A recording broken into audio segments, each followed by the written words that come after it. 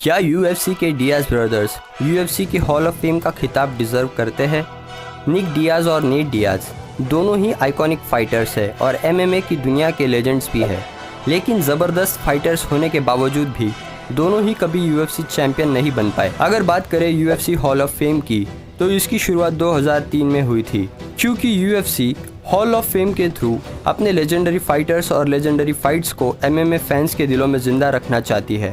UFC hall of famer बनने का एक ही क्राइटेरिया है कि किसी फाइटर ने एमएमए स्पोर्ट के लिए कुछ ऐसा योगदान दिया है कि लोग उस फाइटर को आने वाले 10, 20 या 50 सालों तक याद रखें। और ये खिताब पाने के लिए किसी भी फाइटर का यूएफसी रिकॉर्ड और स्टैट्स तो इम्पोर्टेंट है ही, लेकिन उस फाइटर का दूसरे एमएमए ऑर्गेनाइजेशंस के रिकॉर्ड भी काफ़ी इम्पोर्टेंट है। फॉर एग्जांपल काजुशी साकुराबा, ये एक एमएमए लेजेंड है और इसका एमएमए करियर भी काफ़ी ज़बरदस्त रहा है, लेकिन इसने यूएफसी में सिर्फ एक ही फाइट की है। क्योंकि यूएफसी इस फाइटर की ग्रेटनेस को जानता है, इसलिए यूएफसी में सिर्फ एक फाइट करने के बाद भी काजुशी साकुराबा को हॉल ऑफ फेम का खिताब मिला। अगर काजुशी साकुराबा को बिना यूएफसी का चैंपियन बने हॉल ऑफ फेम मिल सकता है, तो निक डियाज और नेट डियाज को भी मिलना चाहिए। अगर हम बात करें नेट डियाज के एमएमए रिकॉर्ड के बारे में, तो नेट डियाज ने अपने करियर में 22 फाइट जीती है और 13 फाइट्स हारा है, जिसमें उसने हॉल ऑफ फेमर डोनाल्ड सिरोनी को हराया है और द नोटोरियस कॉनर मैग्रेगर को भी हराया है। कॉनर मैग्रेगर को हराकर नेट डियाज यूएफसी का आइकॉन बन गया।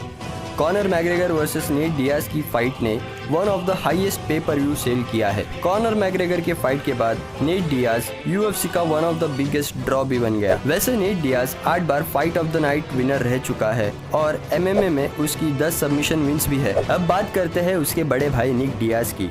निक डियाज का एमएमए रिकॉर्ड है 26 विंस और 10 लॉसेस का। निक डियाज स्ट्राइक फोर्स का वेल्टरवेट चैंपियन भी था, जहां उसने 3 बार अपना टाइटल डिफेंड किया। साथ ही निक डियाज डब्ल्यूईसी वेल्टरवेट चैंपियन भी था। अपने करियर में उसने फ्रैंक शैमरॉक को हराया है, बीजे पेन को हराया है, रॉबी लॉलर को हराया है और पॉल डेली के साथ उसकी फाइट काफ़ी इनक्रेडिबल थी। अगर अब तक नहीं देखी तो जाकर देख लो। दोनों ही डियाज ब्रदर्स काफ़ी रियल है, जिसकी वजह से उनके फैंस उनसे काफ़ी कनेक्ट कर पाते हैं। मुझे लगता है कि दोनों ही डियाज ब्रदर्स ने इस स्पोर्ट्स में काफ़ी योगदान दिया है, जिसके लिए उन्हें हॉल ऑफ फेम का खिताब तो ज़रूर मिलना ही चाहिए। आप लोगों को क्या लगता है? आप लोगों का इस पर क्या विचार है? कमेंट में ज़रूर बताइए। अगर यूएफसी के फ़ैन हो और यूएफसी का कंटेंट देखना पसंद करते हो, तो पहले इस वीडियो को लाइक करो और फिर इस चैनल को सब्सक्राइब करो। मिलते हैं अगली वीडियो में।